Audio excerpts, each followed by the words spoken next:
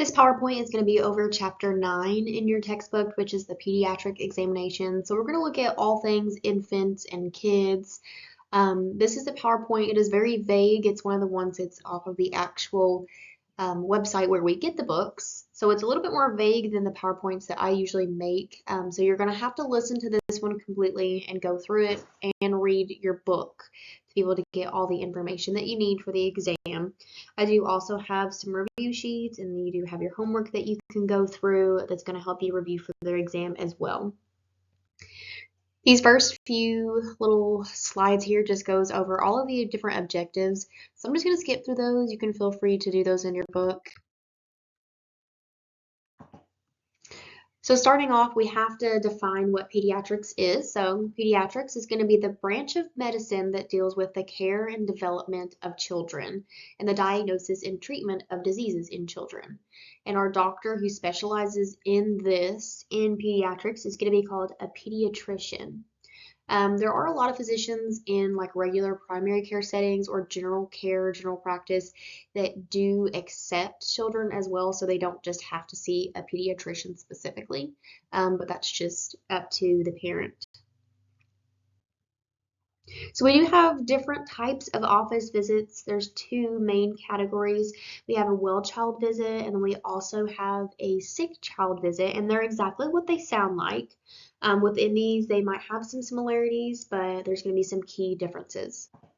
So the first one that we have is called a well child visit. It's also known as a health maintenance visit. So these are going to be kids that are coming in. They're not specifically coming in because they're sick. It's like an annual checkup. So this is the visit in which the physician is going to progressively evaluate the growth and development of the child. We're wanting to see how they're growing. Are they hitting the milestones at the time they're supposed to hit them? They're going to have a physical examination. They're going to get an update on patient history, seeing if they've had any surgeries or illnesses, accidents, those types of things. They're also going to get any immunizations if they need immunizations. And then on page 287, there is intervals between the well child visits that you will need to know for your exam. So if you look in the book, it says the interval between well child visits depends on the medical office, so this can stray a little bit, but it frequently follows this schedule after birth. At 3 to 5 days, a lot of people comment on this one and they get confused because they're like, oh, well, the pediatrician visited my baby in the hospital. Like the book says, it's going to depend on the office, depend on the state, the hospital. So 3 to 5 days, at 1 month, 2 months, 4 months, 6 months, 9 months, 12 months, 15 months, 18 months, 24 months, 2.5 years, 3 years, 4 years, and then once they hit 4 years, it's every single year after that. During a sick child visit, this is a little bit different. So when they're coming in for a sick child visit, they're coming in for a specific reason, not because they're just wanting to see growth and development. They're coming in because they're sick. They have a specific disease that they need to get checked out. So this is going to include looking into what that disease may be and coming up with a treatment plan for that child.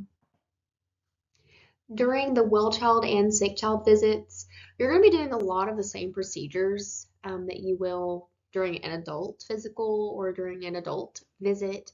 So some of the things that we can do as an MA, we can do vital signs, so measuring temperature, pulse, respirations, blood pressure. We're going to take a look at their height and weight. That's very important. We're going to do visual and hearing acuity, see if they're hearing okay, look into their eyes. Assisting with the physical examination, so the doctor is going to do a physical exam and you're just going to be there to do, whatever they want you to do on the side. We can administer medication if needed, and then we can also collect specimens. So if they need a urine specimen, if there's a specific swab, like a nasal swab or a throat swab, we're going to be the ones to do these. This next slide is very, very important when it comes to kids because kids are very different from adults. They are, there's various ages and they hit milestones differently. So they're going to understand things differently at different ages. So as an adult, we know what's going on. We know how to take care of ourselves. We know what they're explaining when they're talking to us. But it's really important that we gain the child's trust. So we need to establish a rapport with the pediatric patient. If we gain their trust and they're confident, they're going to be more likely to cooperate during an exam or procedure versus if we were just to go in there and just say, hey, I'm going to take this needle and give you a shot. They know nothing about you. So we do have special techniques for each age range. So we have toddler, preschool, school age, and adolescents, and they all understand things a little bit differently. So toddlers, 1 to 3 year olds, and preschool children, 3 to 6 years old, they often respond well to making a game of the procedure. Some of the things that they told us to do when I was in school, like with the blood pressure cuff. Blood pressure cuff to us is not too scary, but to a child, like what in the world are you putting on my arm? That's kind of scary. So they told us to put the blood pressure cuff on and say, we're just going to check and see how big your muscles are. And that was a really cool, fun way for the child to kind of engage in their care. We need to explain the purpose of an instrument to school-age children 6 to 12 years of age and allow them to hold the instrument or even help during the procedure so it can help overcome the fears in that age group. With school age 6 to 12 years, that's where they're really starting to learn a little bit more about what's going on. They're smarter than they realize. They're smarter than we think they are. So we need to explain things before we just come at them with something. For adolescents, this is 12 to 18 years old. We're going to respond. They're going to respond best by discussing the risk of a procedure and allow them to have input in the decision-making process. So at this age, some of these kids are almost adults, so we need to include them. Maybe give them 2 choices to make in their care. So we're going to explain the procedure at each level of understanding to make sure that they completely understand what's going on or they're going to cooperate.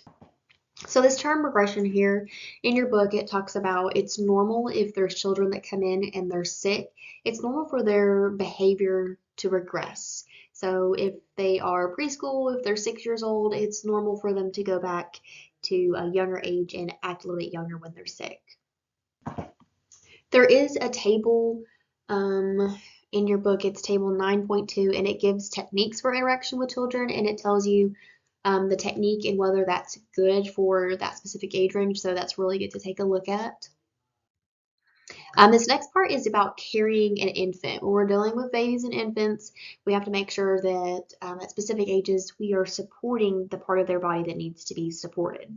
So an infant, this is actually considered from birth to 12 months of age. And within this birth to 12 months of age, we know that they grow a whole lot. But we have 2 main positions that we're going to specifically talk about for carrying an infant. So the first one is cradle position. With this one, the infant is cradled with his or her body resting against your chest. So to place them in this position, you're going to slide one hand and forearm under the infant's back and grasp the infant's arm from behind. Your thumb and fingers should encircle the infant's forearm. The infant's head, shoulders, and back are supported by your forearm. Next, the MA slips the other hand and forearm up under the infant's butt.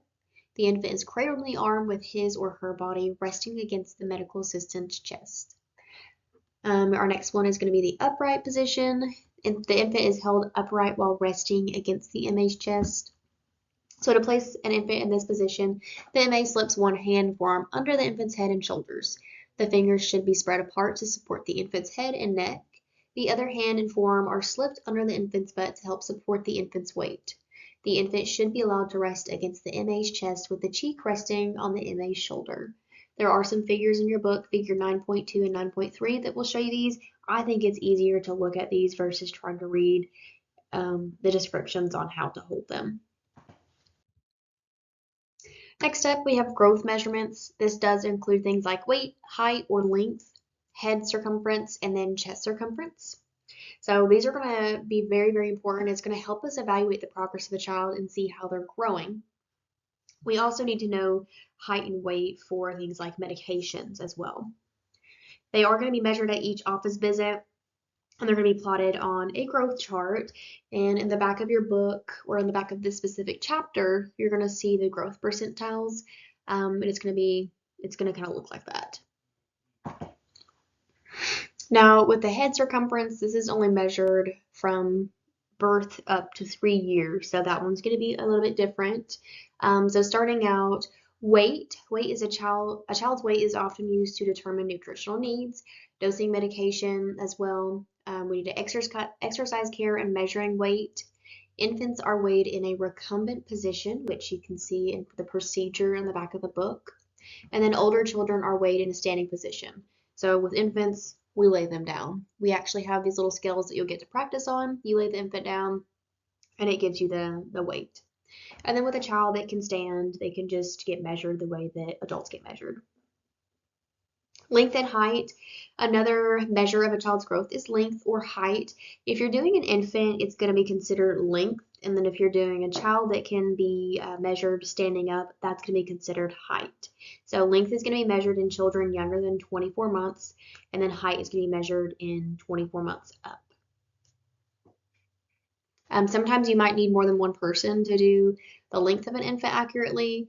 So with an infant, especially when they are younger, especially when they're more like closer to doing newborn age, their legs are naturally gonna not want to lay straight. And these little boogers are stronger than you think they are. So trying to get their legs completely laid flat is a little bit harder. So you might need two people to completely determine, like, hold down the baby, and then one to actually do the length. Okay, for our head and chest circumference, during infancy, this is a period for rapid brain growth. Because of this, the head circumference is an important measurement. The head circumference for a newborn ranges from 32 to 38 centimeters, which is 12.5 to 15 inches. A 10 centimeter or 4-inch increase in head circumference occurs within the first year of life. The head circumference of children younger than 3 should be routinely measured and plotted on a head circumference growth chart. Measurement of head circumference is an important screening measure for things like microencephaly and macroencephaly. At birth, a newborn's head circumference is about 2 centimeters longer than his or her chest circumference. The chest is going to grow at a faster rate than the cranium, and between 6 months and 2 years of age, the measurements are about the same. After 2 years, the chest circumference is greater than the head circumference. The measurement of the chest circumference is valuable in comparison with the head circumference, but not by itself. The chest circumference is not typically measured on a routine basis. It's only done when a heart or lung abnormality is suspected. Okay, next we'll talk a little bit about growth charts. Growth charts should be a part of every child's permanent record. A lot of times these are online now. The National Center for Health Statistics developed these to assist physicians in determining whether the growth of the child is normal. So it looks for growth and nutritional abnormalities. It looks at percentiles. So you might hear something like, your child's head is 90% in the 90th percentile. And that's kind of how they'll phrase it. It does look for patterns, and the provider can investigate significant changes if it looks like there's something. These are also going to compare against statistical averages. That doesn't mean that if your baby's not, or your baby or your child is not at that specific average, that there's something completely wrong with them, especially once they're in that infancy, toddler stage. They're going to grow all at different rates, and we do like them to hit the milestones when they should, but sometimes that doesn't happen when we have late bloomers. A lot of times it's going to be electronic, but they can be plotted on paper. There is a procedure in the back of your book, procedure 9.3, that I want you all to look at and go through and just be familiar with. You can read it on your own time, and it shows you the percentiles. Okay, next we're going to talk about pediatric blood pressure measurement. Children 3 years of age and older are typically going to get their blood pressure measured annually. Annually means yearly. This is going to help us to identify children that are at risk for developing hypertension as adults.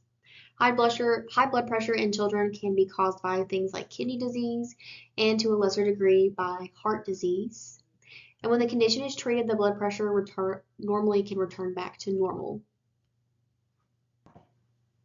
Overweight children are usually going to have a higher blood pressure than children of a normal weight, and losing weight through a prescribed diet and regular physical activity can often reduce that blood pressure in these children. Kind of the same thing for adults. The most important part about getting blood pressure in pediatrics is going to be selecting the correct cuff size. We talked about this last week with our vital signs chapter, talking about adults. It's very vital that they have the right cuff size too. So if the cuff size is too small, the reading can be falsely high, and if it's too large, the reading can be falsely low.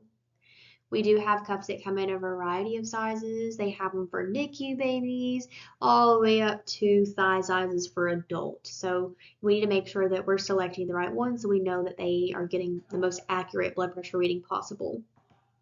The size of the cuff is going to refer to its inner inflatable bladder rather than the fabric cover. The name of the cuff, the child adult, does not imply that it's appropriate for that age, because everybody's different sizes. So you might have somebody that says that they're, maybe they're 9 years old. You can't just put a child cuff on them because their arm might be the size of an adult. For an accurate blood pressure measurement, the bladder of the cuff should encircle about 80 to 100% of the arm. The child's circumference can be assessed at the midpoint between the acromion process, which is the shoulder, and then the olecranon process at the elbow. Like we learned about with our adult vital signs with blood pressure, we have that little range with the arrows, the little white arrows. You can still follow that and make sure that your index line is following in that range. Another important factor to consider when you're taking a child's blood pressure is preparing them for the procedure. So, of course, we're going to take into consideration their age. And if we need to, we're going to explain what's going on. Or that example that I gave earlier with blood pressure about, okay, we're going to measure your muscles now or see how big they are. If they're younger, you can do stuff like that. But it's important that we gain their cooperation to ensure that they're going to be relaxed, because that's going to give us an accurate blood pressure.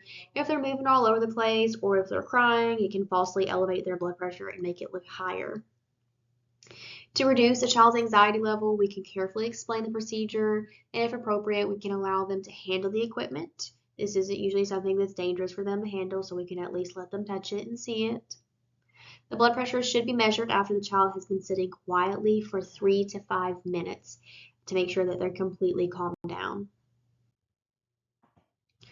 For classifications of blood pressure, it's going to vary depending on the age of the child and their height and gender. The National High Blood Pressure Education Program, NHBPEP, prepared a set of tables that physicians use to determine whether a child's blood pressure is higher than the average among children of the same age and height. If a child has a blood pressure that is higher than 90 to 95% of most other children of the same age, height, and gender, they may have high blood pressure. Blood pressure does vary throughout the day in children as a result of normal fluctuations in physical activity and emotional stress. A single blood pressure reading taken on one occasion, just like we learn in adults, does not mean that they automatically are going to have high blood pressure. It does not automatically characterize the child's blood pressure accurately. So if it's elevated, we need an average of 2 or more blood pressure readings taken on 2 or more separate office visits before the physician can make a diagnosis of hypertension. And I just realized that I forgot to hit the next slide, but this slide is what I just talked about. These next couple slides, once again, are just a few more learning objectives. So we're going to look at urine, we're going to look at injections and immunizations. We're going to look at newborn screenings, medical records, and we're going to look at some things like phenylketonuria. So starting off, collecting a urine specimen, this can be pretty difficult in children, especially because we can't always just have them pee on command like we can an adult. Some of them don't understand if we tell them, hey, go pee in this cup. So we have special ways to be able to do it. So firstly, a urinalysis can be performed on a pediatric patient for the following reasons: to screen for the presence of disease as a part of a general physical exam, to assist in the diagnosis of a pathologic condition like a UTI, or to evaluate the effectiveness of therapy. The collection of urine specimen from a child who exhibits bladder control is performed using the technique that's outlined in Chapter 16, which we're not going to go over Chapter 16, but if you want to take a look in there, you can.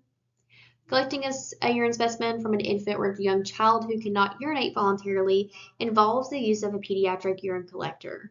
These are designed to be used with both genders, and it consists of a clear plastic disposable bag containing a hypoallergenic pressure sensitive adhesive around the opening of the bag.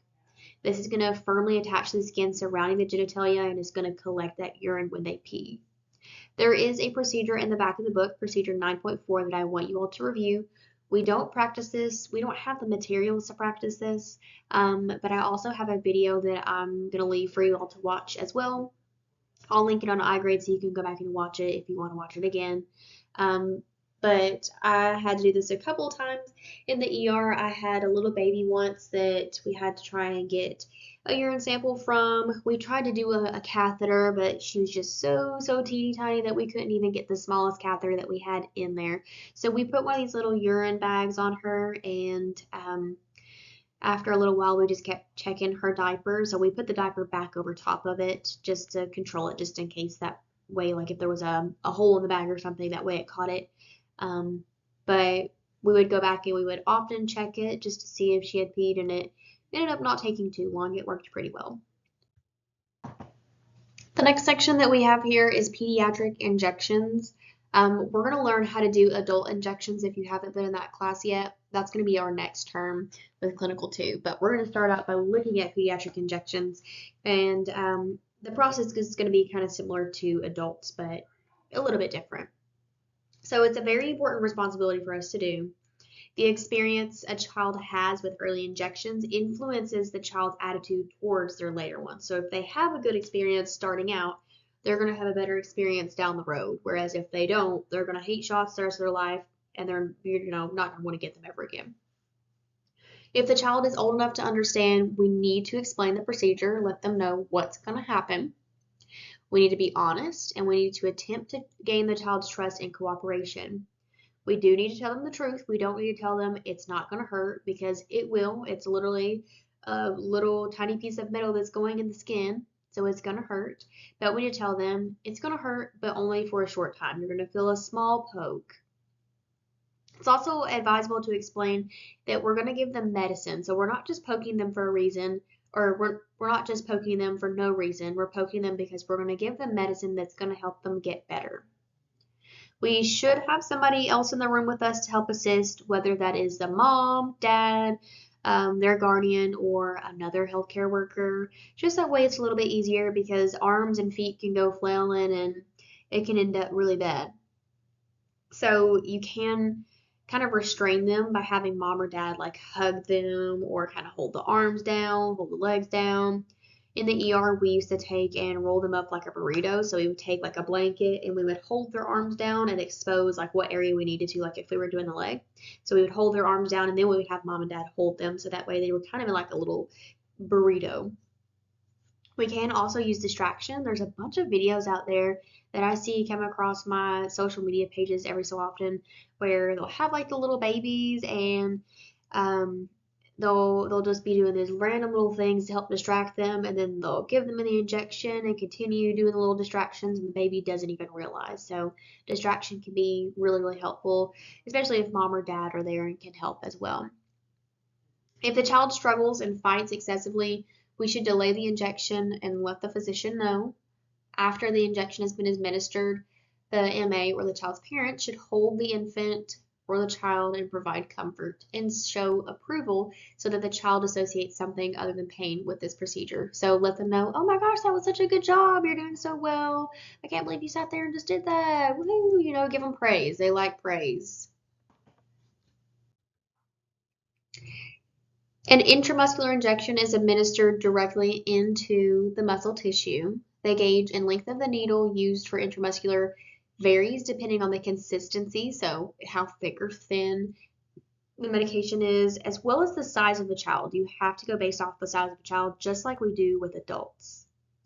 If you have a thicker oily preparation that requires a larger needle lumen, uh, you're going to use that, and then you are going to take and get a needle that's long enough to reach that muscle tissue. So if that child is 5 years old and they have less muscle tissue, you're going to get a smaller needle length. If they're 5 years old and they're obese and they have more tissue to get through to that muscle, you're going to get a longer needle. Our length range for this is going to be 5/8 to 1 inch. And then our gauge, the gauge is going to be how big around the needle is. It's going to be 20 to 25 gauge. And remember that with our gauge, the bigger the number, the smaller the needle. And the smaller the number, the bigger the needle. So the 22 in this case looks like it's the smaller number, but it's going to actually be the bigger needle. And the 25 is going to be the smaller needle. For our sites, we have 2 sites that we can use for children, and it depends on their age, really. So we learn about adults later on, or you might have already learned about them. We have 2 other injection sites, but we stay away from those with children unless it's absolutely necessary. But I have never seen a child be poked anywhere besides these 2. So our first one is going to be the vastus lateralis, and this is recommended for infants and young children under the age of 3 years.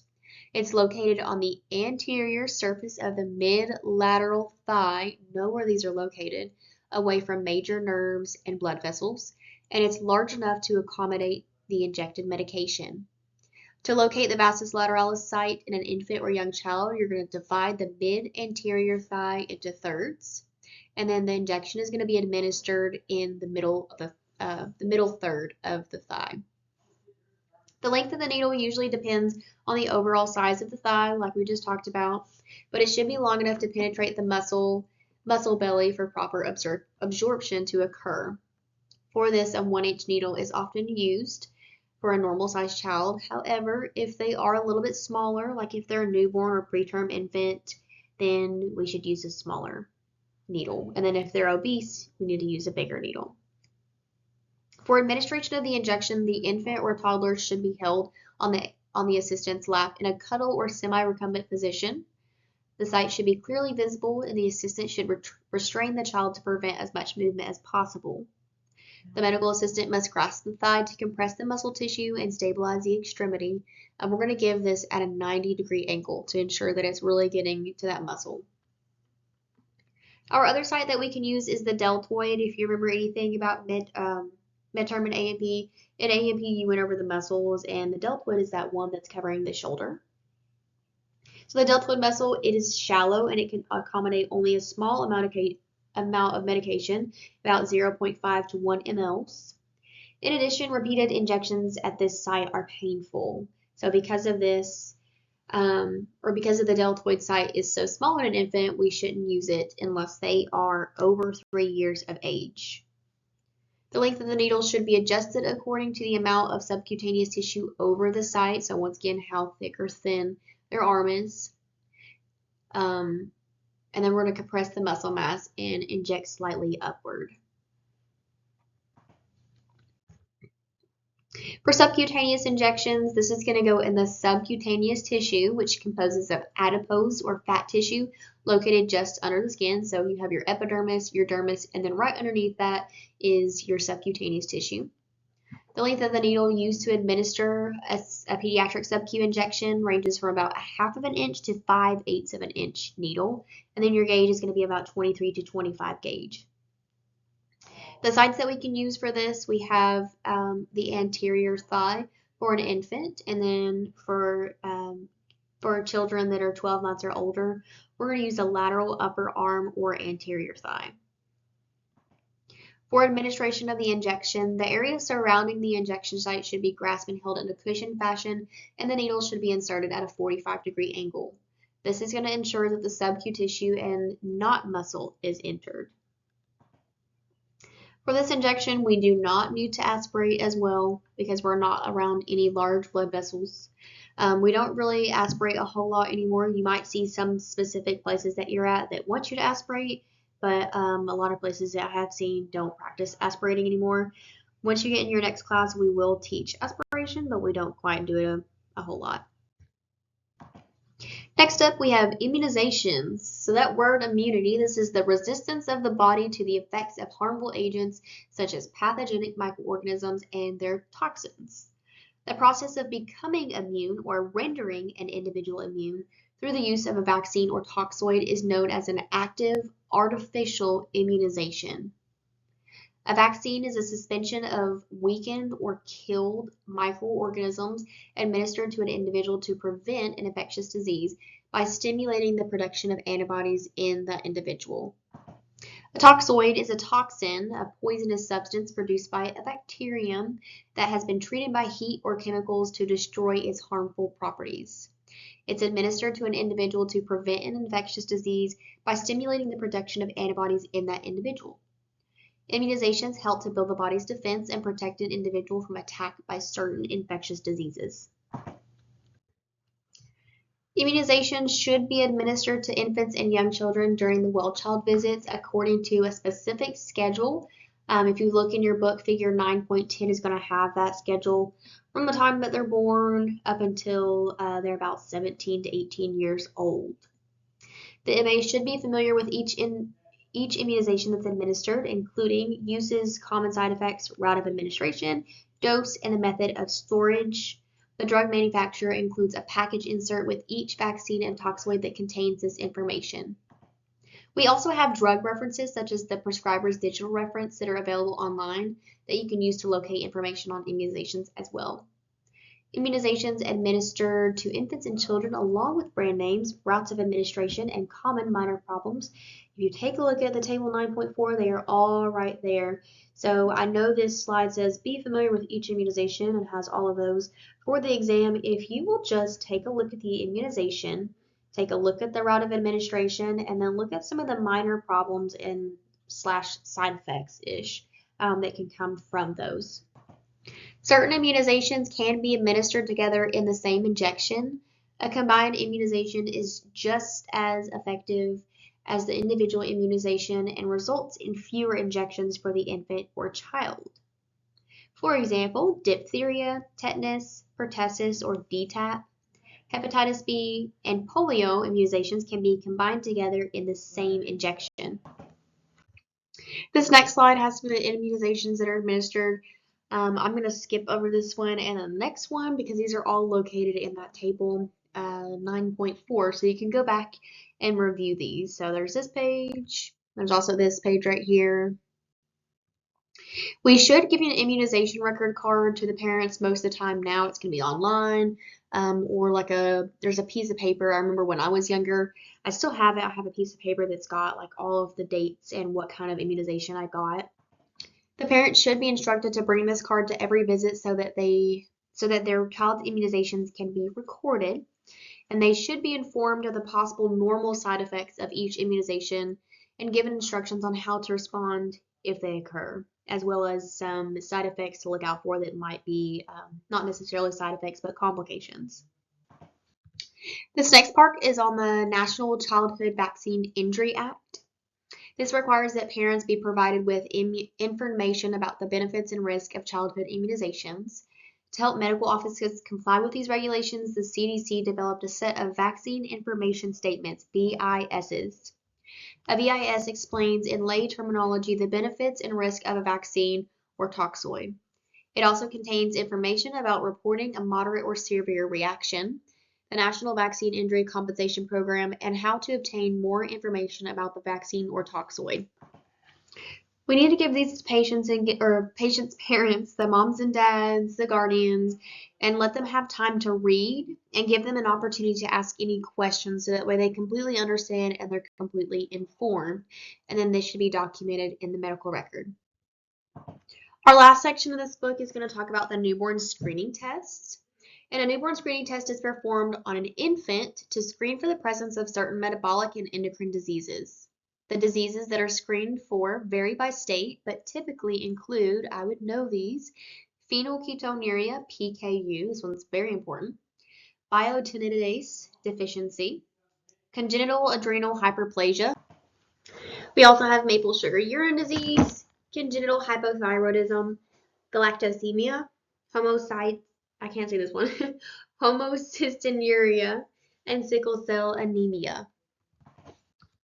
Phenylketonuria, PKU, is a really important one, so they're going to discuss this one a little bit more than the other ones are going to be.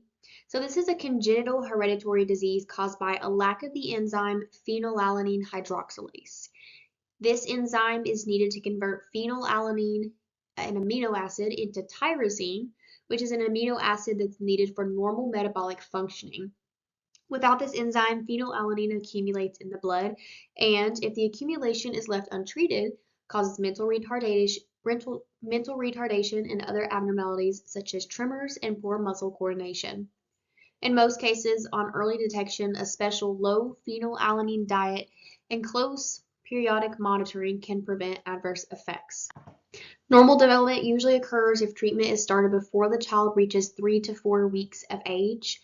To promote the best development of cognitive abilities, most authorities recommend lifelong dietary restriction of phenylalanine. Although it's not a common condition, early diagnosis and treatment lead to a better prognosis. Phenylalanine can be detected in the blood of an affected infant only after the infant has been receiving breast or formula milk.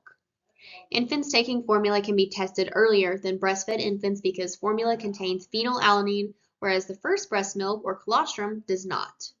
The test results of breastfed infants are usually invalid until the mother begins producing milk. Some newborn screening requirements. All states are going to require a newborn screening. The best time to perform this is between 1 and 7 days after birth. In most states, it's done before the infant leaves the hospital.